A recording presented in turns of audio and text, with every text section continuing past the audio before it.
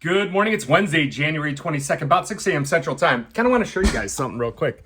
We got about 3 inches of snow on the beach here.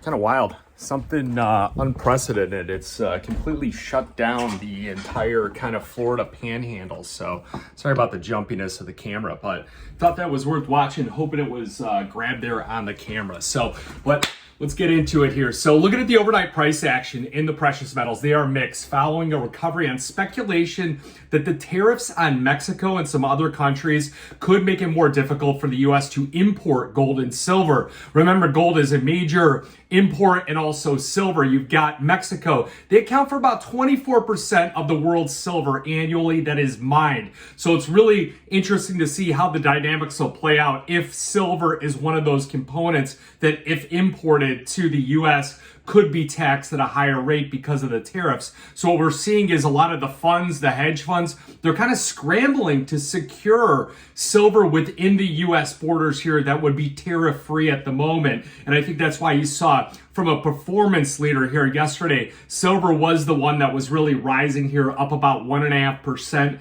at one point, and looking at the data here, 3143.5. So looking at the overnight price action and your metals in the setup for the day. So starting off with the precious metals sector, you do have gold. It climbed to an 11-month high. 2774.40 was your high of the overnight session here, 2756.20. So the market was able to recover in that 2750, kind of your first line in the sand for an intraday support level. Shifting to the silver market, digesting some of its gains here from yesterday. We do have it down about a nickel at 31.43. Got up to 31.71, low 31.42. So at the low of the session here, perhaps some rotation is taken underway here into that gold market and other markets out there. You do have copper futures down about 295, bit of a lagger here since copper futures were one of the leaders out the gate to start off the year in 2025. You got aluminum down about $26, and platinum had a real nice gain here yesterday, and then kind of coming off a bit here, down about 0.5% at 965. So doing a check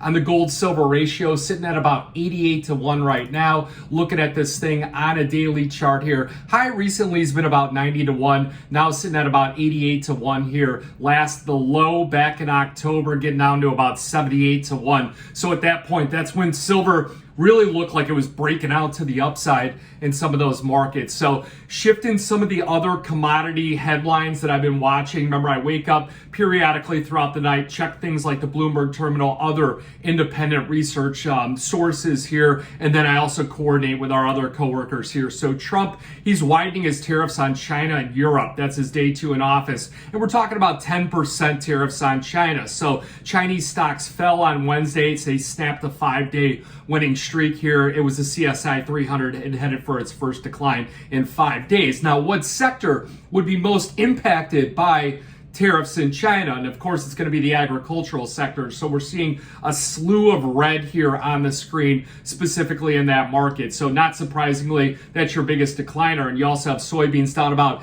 0.5% right now. The low in the overnight action was 10.56 3/4. High was 10.67. So a small recovery there. I know with problems in the Midwest here with these freezes, with transportation shut down because of the fact that we've had this massive snowstorm come underway here, you are seeing a bit of a recovery and a bit of a rally in some of the agricultural markets. One of the charts that you should take a look at here, if you're just a chart enthusiast like I am, you want to look at that wheat market here, and then definitely look at corn. Corn was the leader to the upside with a breakout to the upside. Now, I am hearing that a lot of farmers are starting to gear up those hedge accounts here. So expect to see, as those farmers get profitable, they are going to look to put on some of those short positions in those markets, and the put options in the agricultural markets, in my opinion, are relatively inexpensive given where prices are at.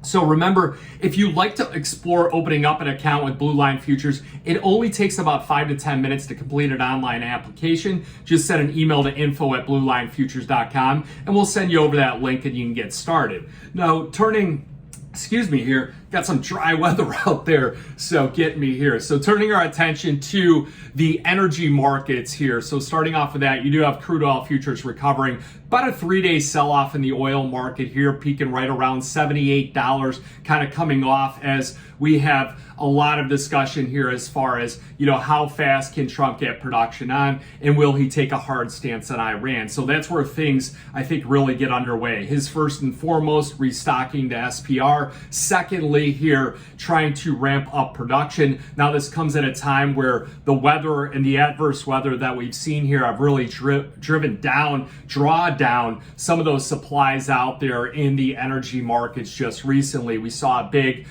reduction in supplies of natural gas, and we've seen a series of several weekly declines on the EIA inventory data coming out of the crude oil market. Now shifting the focus to bond yields, the dollar index, and FX. A lot of the FX currencies have been rallying pretty aggressively. Kind of leading the charge has been the euro currency. The dollar index has come off quite sharply here just recently after peaking just over about 110. Now we're sitting at about 107.73. You'll want to see how the action unfolds with, you do get these tariffs on China. How does it impact the New Zealand dollar, the Australian dollar, and things like that? We've seen the Mexican peso also recover. Something to note, gold and Canadian dollars, it did hit a record high on a chart breakout here, and it looks like it could rally a bit more. You are seeing the Canadian dollar weaker in the overnight session here, as well as the Japanese yen. Getting back over to the debt market and the 2-year yields and the benchmark, the 10-year yield, you do have yields. They've come off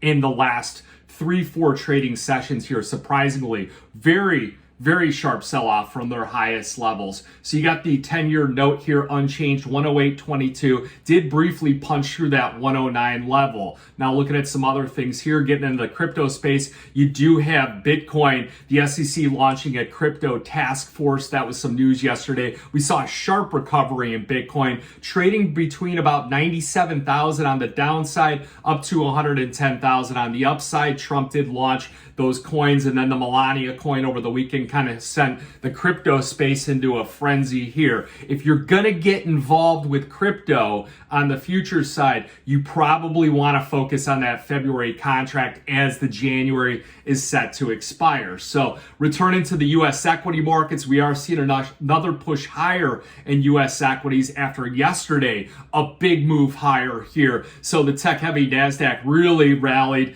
on some AI headlines overnight. And then you also had Netflix, their earnings and subscriber numbers grew at about 15%. Now looking at a couple things here, getting into the CME's Fed Watch tool, no new change right here. About a 99.5% chance the Fed doesn't cut rates at that January 29th meeting. You get out to March, about a 26% chance. You get out to May, it's about a 43% chance. And then where it gets interesting is June and farther out and into October. They're expecting about 1 to 2 interest rate cuts. We'll have to see how the tariffs unfold with Trump and everything else. Looking at the data coming out, we are going to have a little bit of data here as you get to the end of the week. We've got this CB leading index month over month. Nothing really big out there that comes out at about 9 a.m. Tomorrow, you're going to get the unemployment claims. You'll get natural gas storage, expecting another big drawdown. Crude oil inventories expecting a drawdown of 2 million barrels. Then you're going to get your flash PMI, your manufacturing PMI, your services PMI,